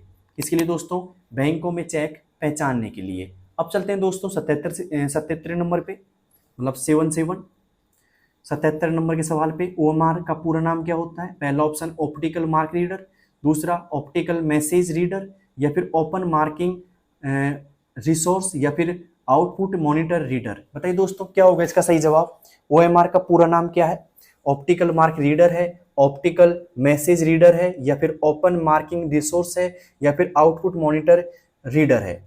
तो दोस्तों ओएमआर का जो पूरा नाम होता है वो होगा दोस्तों ऑप्टिकल मार्क रीडर। क्या होगा दोस्तों, ऑप्टिकल मार्क रीडर। तो उम्मीद है दोस्तों क्लास अच्छी लग रही होगी आपको। थोड़ा जल्दी इसलिए करा रहा हूँ कि क्लास बहुत लंबी ना हो जाए और आप आराम से देख लो एक बार में। ठीक है, इसलिए मैं जल्दी जल्दी क्वेश्चंस के आंसर दे रहा हूँ। ठीक है, तो आप ध्यान से पूर्वक देखिएगा, ओके, और सुनिएगा क्लास को। अब चलते हैं दोस्तों 78 नंबर के पे। तो यहाँ पे आ रहा है कि ओएमआर का उपयोग मुख्य रूप से किस में किया जाता है। पहला बैंकिंग में, दूसरा परीक्षा उत्तर पत्रक जांचने में, बारकोड स्कैन करने में या आवाज पहचानने में। दोस्तों ओएमआर का जो उपयोग किया जाता है मुख्य रूप से वो किया जाता है दोस्तों परीक्षा उत्तर पत्रक जांचने में। दोस्तों परीक्षा उत्तर पत्रक जांचने में। अब चलते हैं दोस्तों अगले सवाल की ओर। अगला सवाल क्या है दोस्तों, ध्यान से देखिएगा, 79 नंबर का है। ओसीआर का कार्य क्या होता है। ओसीआर का कार्य क्या होता है। चेक पढ़ना होता है, माइक से आवाज लेना होता है, छपे या लिखे गए टेक्स्ट को डिजिटल टेक्स्ट में बदलना होता है या भाषण का अनुवाद करना होता है। बताइए दोस्तों क्या होगा इसका सही जवाब ओसीआर का। दोस्तों ओसीआर जो यहाँ पे काम आता है वो काम आता है छपे या लिखे गए टेक्स्ट को डिजिटल टेक्स्ट में बदलना। छपे या लिखे गए टेक्स्ट को डिजिटल टेक्स्ट में बदलना। अब चलते हैं दोस्तों अगले सवाल की ओर। अगला सवाल है यहाँ पे 80 नंबर का। बारकोड रीडर किस प्रकार का डिवाइस होता है। बारकोड रीडर किस प्रकार का डिवाइस है। पहला आउटपुट डिवाइस, दूसरा स्टोरेज डिवाइस, तीसरा इनपुट डिवाइस और चौथा है दोस्तों प्रोसेसिंग डिवाइस। बताइए दोस्तों बारकोड रीडर किस प्रकार का डिवाइस है। आउटपुट डिवाइस है, स्टोरेज डिवाइस है, इनपुट डिवाइस है या प्रोसेसिंग डिवाइस है।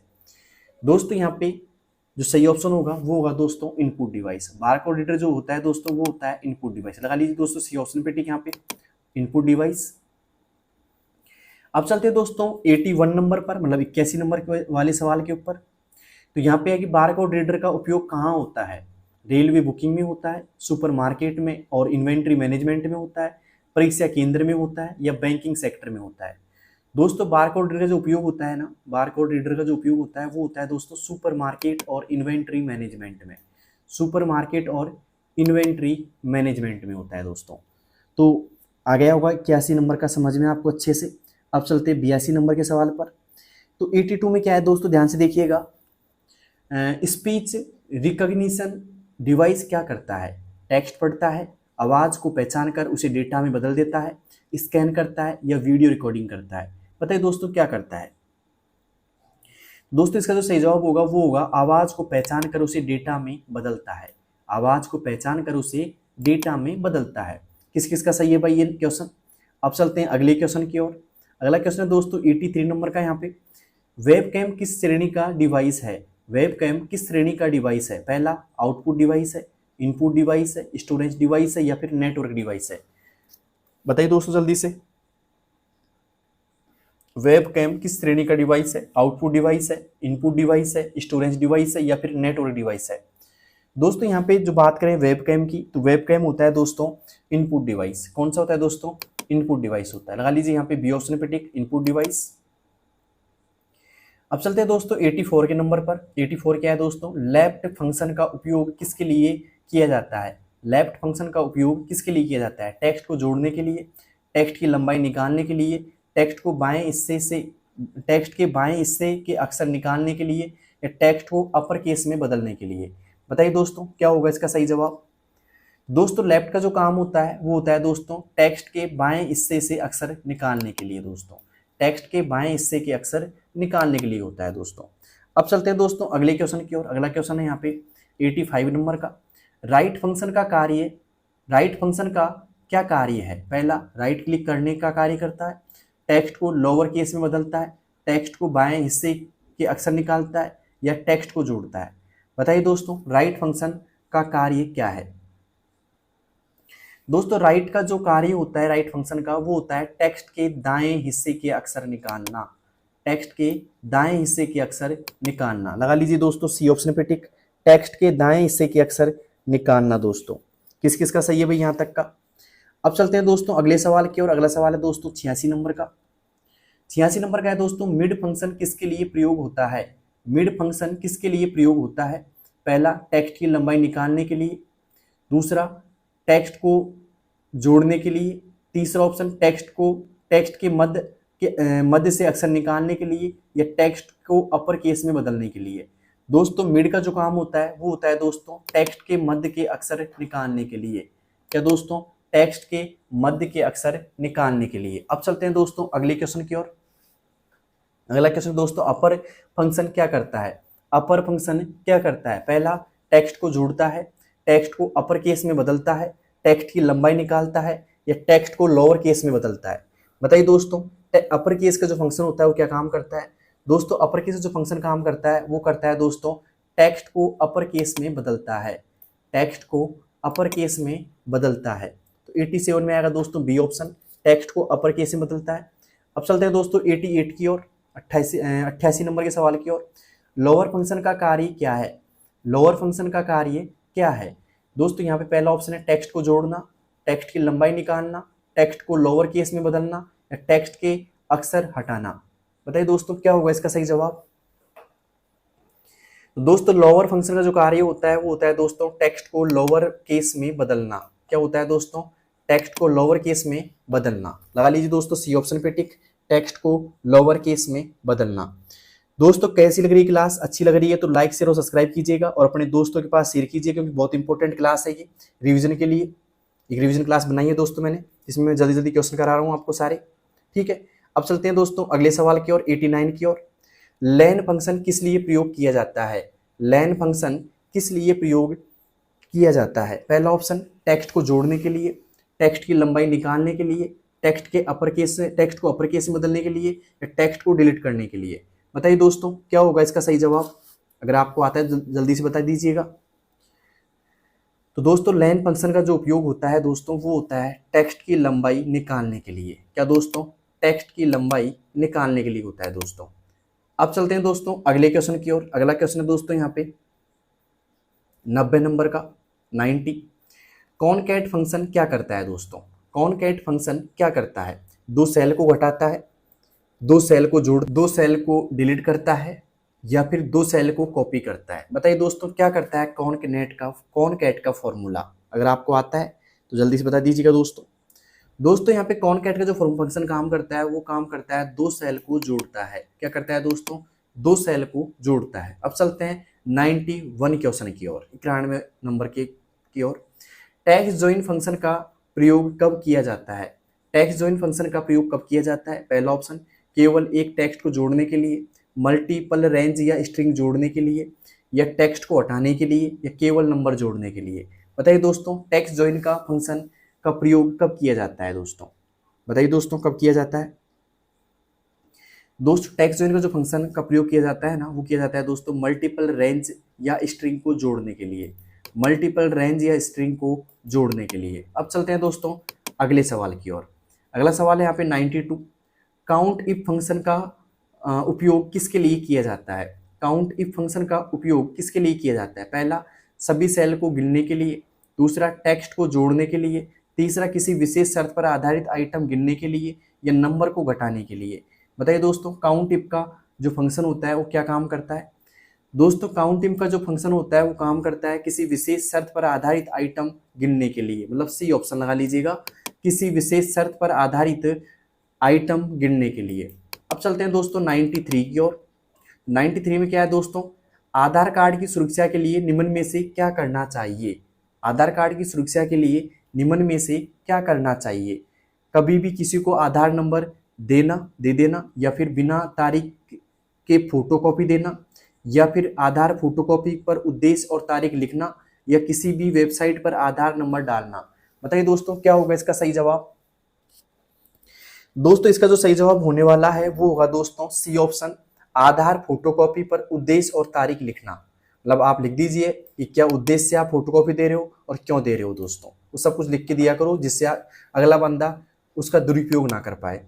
तो आधार फोटोकॉपी पर उद्देश्य और तारीख लिखना दोस्तों, ठीक है। अब चलते हैं दोस्तों 94 की ओर। 94 क्वेश्चन में क्या है दोस्तों, ध्यान से देखिएगा। पैन कार्ड आवेदन के लिए कौन सा फॉर्म प्रयोग किया जाता है? पैन कार्ड आवेदन के लिए कौन सा फॉर्म प्रयोग किया जाता है दोस्तों? पहला ऑप्शन फॉर्म 16, मतलब एक तरीके 60 नंबर का, या फॉर्म 16, या फिर फॉर्म 49A, या फिर बात करें फॉर्म नंबर 112। बताइए दोस्तों क्या होगा इसका सही जवाब? Form number 60, form number 16, form number 49A, या फिर फॉर्म नंबर 112। दोस्तों पैन कार्ड आवेदन के लिए जो फॉर्म नंबर आपका प्रयोग में होता है वो होगा दोस्तों यहाँ पे फॉर्म नंबर 49A। ध्यान रखना 49A जो नंबर का है ये फॉर्म आपके काम आएगा दोस्तों, सी ऑप्शन लगा लीजिए टिक। 49A से ही आवेदन किया जाता है पैन कार्ड का। अब चलते हैं दोस्तों अगले सवाल की ओर। अगला सवाल है 95 नंबर का। एक कार्यालय में विभिन्न प्रकार के दस्तावेज बनाने, संपादित करने और प्रस्तुतियां देने के लिए किस प्रकार के अनुप्रयोग सॉफ्टवेयर का उपयोग किया जाता है? एक कार्यालय में विभिन्न प्रकार के दस्तावेज बनाने, संपादित करने, प्रस्तुतियां देने के लिए किस प्रकार का अनुप्रयोग सॉफ्टवेयर का उपयोग किया जाता है? ऑपरेटिंग सिस्टम का, ऑफिस स्वीट सॉफ्टवेयर जैसे कि MS ऑफिस, गेमिंग सॉफ्टवेयर, और या फिर नेटवर्क टूल्स का। दोस्तों इसका जो सही जवाब होगा वो होगा दोस्तों ऑफिस स्वीट सॉफ्टवेयर जैसे कि MS ऑफिस वगैरह का, ठीक है। लगा लीजिए यहाँ पे बी ऑप्शन पे टिक। बताइए दोस्तों 95 क्वेश्चनों में से किस किस के 95 क्वेश्चन सही है पूरे के पूरे? अब चलते हैं दोस्तों 96 नंबर की ओर। 96 क्या है दोस्तों? यदि कोई उपयोगकर्ता डाटा विश्लेषण, ग्राफ बनाना और सूत्रों की सहायता से रिपोर्ट तैयार कराना चाहता है तो उसे कौन सा अनुप्रयोग सॉफ्टवेयर उपयोग करना चाहिए? MS Word, MS Excel, MS Paint, या विंडोज मीडिया प्लेयर? बताइए दोस्तों क्या होगा इसका सही जवाब? दोस्तों अगर कोई डाटा विश्लेषण, ग्राफ और सूत्रों की सहायता से रिपोर्ट तैयार करना चाहता है तो उसे MS एक्सेल का प्रयोग करना चाहिए दोस्तों। किसका दोस्तों? MS एक्सेल का प्रयोग करना चाहिए। लगा लीजिए यहाँ पे बी ऑप्शन पे टिक, MS एक्सेल। अब चलते हैं दोस्तों 96 नंबर के सवाल, 97 नंबर के सवाल की ओर। 96 सवाल पूरे हो चुके हैं दोस्तों। तो 97 में क्या है दोस्तों? नीचे दिए गए अनुप्रयोग सॉफ्टवेयर में से कौन सा मल्टीमीडिया फाइल चलाने के लिए उपयोग किया जाता है? नीचे दिए गए अनुप्रयोग सॉफ्टवेयर में से कौन सा मल्टीमीडिया फाइल चलाने के लिए उपयोग किया जाता है? पहला VLC मीडिया प्लेयर, दूसरा MS वर्ड, तीसरा टैली, या फिर MS एक्सेल? बताइए दोस्तों क्या होगा इसका सही जवाब? अगर आपको आता है तो दीजिए जल्दी से। दोस्तों मल्टीमीडिया फाइल चलाने के लिए जो काम आता है ना वो काम आता है दोस्तों VLC मीडिया प्लेयर। क्या आएगा दोस्तों? VLC मीडिया प्लेयर आएगा। लगा लीजिए यहाँ पे टिक ए ऑप्शन पर, VLC मीडिया प्लेयर। अब चलते हैं दोस्तों अगले सवाल की ओर। अगला सवाल है दोस्तों यहाँ पे 98 नंबर का। यदि एक उपयोगकर्ता स्लाइड शो बनाकर प्रेजेंटेशन देना चाहता है तो उसे कौन सा सॉफ्टवेयर उपयुक्त है? MS Paint, MS PowerPoint, MS Word, या फिर विंडोज मीडिया प्लेयर? बताइए दोस्तों क्या होगा इसका सही जवाब? दोस्तों इसका जो सही जवाब होने वाला है वो होगा दोस्तों MS पावर पॉइंट। क्या होगा दोस्तों? MS पावर पॉइंट होगा। लगा लीजिए दोस्तों यहाँ पे बी ऑप्शन पे टिक, MS पावर पॉइंट। तो यहाँ पे 98 सवाल पूरे हो चुके हैं दोस्तों। अब चलते हैं 99 की ओर। यदि किसी संस्था को अपने डाटा को डेटाबेस में संग्रहित करके रिपोर्ट और क्वेरी बनाना है तो कौन सा अनुप्रयोग सॉफ्टवेयर उचित होगा? यदि किसी संस्था को अपने डाटा को डेटाबेस में संग्रहित करके रिपोर्ट और क्वेरी बनाना है तो कौन सा अनुप्रयोग सॉफ्टवेयर उचित होगा? पहला ऑप्शन आ रहा है यहाँ पे MS वर्ड का, दूसरा MS एक्सेल, तीसरा MS एक्सेस या फिर पावर पॉइंट का। बताइए दोस्तों क्या होगा इसका सही जवाब? दोस्तों इसका जो सही जवाब होने वाला है वो होगा दोस्तों सी ऑप्शन MS एक्सेस। क्या होगा दोस्तों? MS एक्सेस होगा। लगा लीजिए दोस्तों यहाँ पे सी ऑप्शन पे टिक, MS एक्सेस। अब चलते हैं दोस्तों 100 नंबर के क्वेश्चन पर। मतलब अब ये फिनिश है, आखिरी क्वेश्चन आज की क्लास का। उम्मीद है ये क्लास आपको बहुत अच्छी पसंद आई होगी दोस्तों, और यहाँ तक की क्लास देखने के लिए बहुत बहुत धन्यवाद आपको कि इतनी देर से जुड़े रहे मेरे से आप। दोस्तों यहाँ पे जो क्वेश्चन है मतलब 100 नंबर का, निम्नलिखित में से कौन सा अनुप्रयोग सॉफ्टवेयर इंटरनेट कनेक्शन के बिना उपयोग नहीं किया जा सकता? निम्न में से कौन सा अनुप्रयोग सॉफ्टवेयर इंटरनेट कनेक्शन के बिना उपयोग नहीं किया जा सकता? पहला MS वर्ड, दूसरा एडोब फोटोशॉप, तीसरा गूगल डॉक्स या फिर MS एक्सेल। बताइए दोस्तों क्या होगा इसका सही जवाब? दोस्तों यहाँ पे MS वर्ड, एडोब फोटोशॉप और MS एक्सेल ये दोस्तों बिना इंटरनेट चल जाते हैं, लेकिन जो गूगल डॉक्स होता है ना ये दोस्तों इंटरनेट की चलता है। तो मतलब क्या होगा दोस्तों सही जवाब? गूगल डॉक्स होगा। तो लगा लीजिए सी ऑप्शन पे टिक दोस्तों, गूगल डॉक्स होगा दोस्तों ये थी 100 क्वेश्चनों की क्लास, जिसमें मैंने बहुत फास्ट ही आपको सारे क्वेश्चंस बताए हैं। उसको मेरे एक रीजन था कि अगर इस क्लास को ज़्यादा लंबी खींचता तो और इस क्लास में ज़्यादा फर्क नहीं रहता। इस क्लास को मैंने रिवीजन क्लास नाम दिया है। क्यों? क्योंकि मैंने वो मतलब लगभग 30 क्वेश्चन ऐसे थे जो पहली बार मैंने कराए हैं आपसे, लेकिन 70 क्वेश्चन इसमें ऐसे थे जिनका मैंने रिवीजन कराया है आपसे। ठीक है, मतलब उन क्वेश्चनों को मैंने सॉल्यूशन पिछली वीडियो में करा दिया था, लेकिन इस वीडियो में मैंने आपको रिवीजन कराया उन क्वेश्चन का। तो दोस्तों कैसी लगी ये क्लास? थोड़ी फास्ट हो गई थी, हो सकता है कि आपको आंसर देने का भी वक्त ना मिला हो, लेकिन मैं कहना चाहूँगा दोस्तों आप क्लास पूरी देखनी चाहिए थी। और साथ में जो मैंने बताया था कि मेरी सारी जो मैराथन क्लास है, मतलब आप जाइए RSCET की प्लेलिस्ट में और वहाँ पे जहाँ भी लिखा रखा है ना थंबनेल के ऊपर मैराथन क्लास, उन सारी मैराथन मतलब 3 से 4 ऐसी क्लास जिनको मैराथन लिखा हुआ है, उन सभी क्लास को आपको देख लेनी चाहिए दोस्तों, अगर आपको अच्छे नंबरों से पास होना है और साथ में अच्छी रैंक लानी है। तो दोस्तों कैसी लगी क्लास? अच्छी लगी तो लाइक शेयर और सब्सक्राइब करना, अपने दोस्तों के पास शेयर करना और उन लोगों के पास जरूर शेयर करना जिनको इस क्लास की जरूरत है। ठीक है, मिलते हैं दोस्तों नई क्लास के अंदर एक नई ऊर्जा के साथ में और एक नई उम्मीद के साथ में दोस्तों। तब तक के लिए दोस्तों बेस्ट ऑफ लक। उम्मीद है क्लास बहुत अच्छी पसंद आई होगी।